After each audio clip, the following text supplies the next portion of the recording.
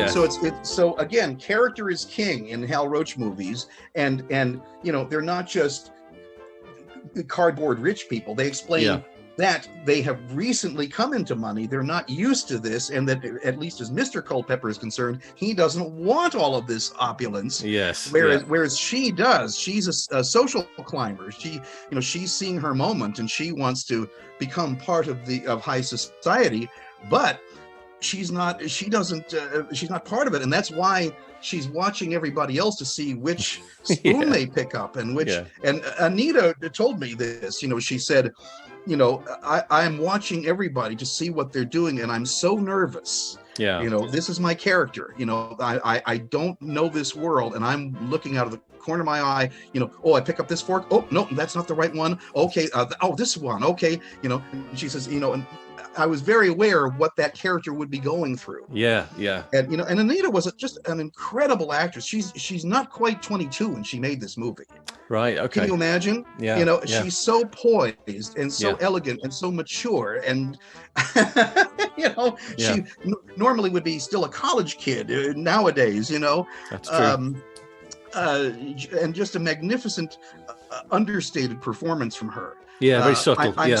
I'm so glad that of all the Laurel and Hardy key supporting people, she's the one that I got to meet. Because even before I knew that she was still alive, she was always my favorite. And the reason being that she was the one who knew how to get laughs, like Jack Benny.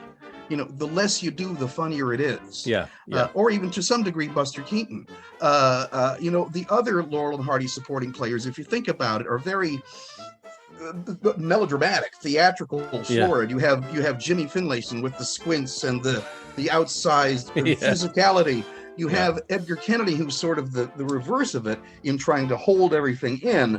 But even so, it finally does explode. It's and then you have Charles Middleton, who's right out of a melodrama. He's got the mortgage, and he's this type of I'll get you people. He's very theatrical. And Walter Long, I'll get you guys. He's and Richard Kramer. Everybody is, and Mae Bush. Even the women, they're all very explosive. This is also why I love George Marshall in Pack Up Your Troubles. Because that movie is chock full of bad guys. There's just more villains in that movie than any other Laurel and Hardy picture. And yet the one who's the most effective is the one who says, "So, you couple of snitches. The next time I see you, I'll have my knife." And you just go, "Oh God, the blood ran cold." He's so good. He's very good. So little. He's more effective that way. He's more threatening that way. So just the same thing with Anita Garvin. She knew how to get a lot of laughs out of doing very little. For example, at one point where her tiara falls, when she picks it up, she's already has her eyes open and she's looking at you. She doesn't do what you would normally do, which would be do and then look around. She just lifts it up with one move and she's already looking at you.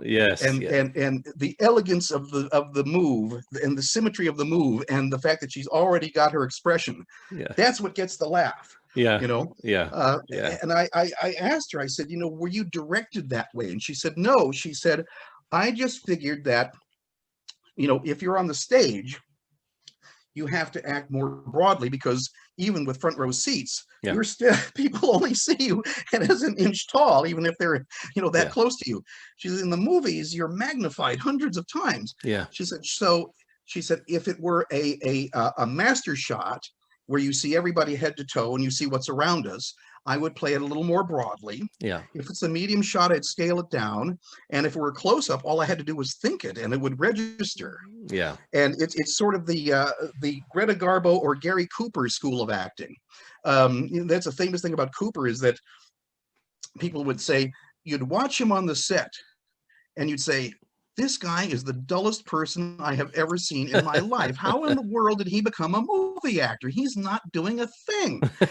Then you'd see the rushes and you'd go, oh, and you realize he had masterful control of every facial muscle and every movement of his eyes and everything, but it was scaled to such a degree that he only had to do that for it to register emotionally. And that's what Anita Garvin does. And it's so it's such a lovely counterpoint to all the mayhem going on around her, that she does these, even though she's being frustrated beyond belief with this stupid cherry on top of the fruit cocktail.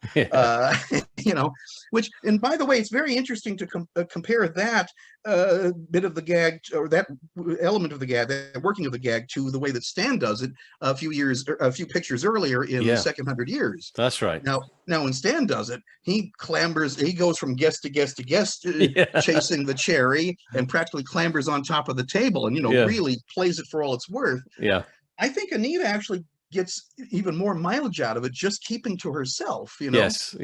And I also love the moment where Stan is looking at her frustration, and he says, just a moment. And Stan actually gets a very good idea, where he takes a glass and upends the fruit cocktail, and boom, there comes the cherry, and he says, that's it. Here you are. And then Anita does this wonderful reaction, like, why didn't I think of that? It's a beautiful, beautiful moment, you know. She just says, thank you so much. And it warms her character up so much. You know, she's not an ogre. She may be the social climber, but she's a nice person underneath it, you know? That's right. That's a little moment that really conveys that. And then of course she's about to, you know, slurp the cherry up from the glass, and Stan slaps her on the back, and the cherry goes down, and she drops the glass, and it spills out onto the table again. So she's back to square one.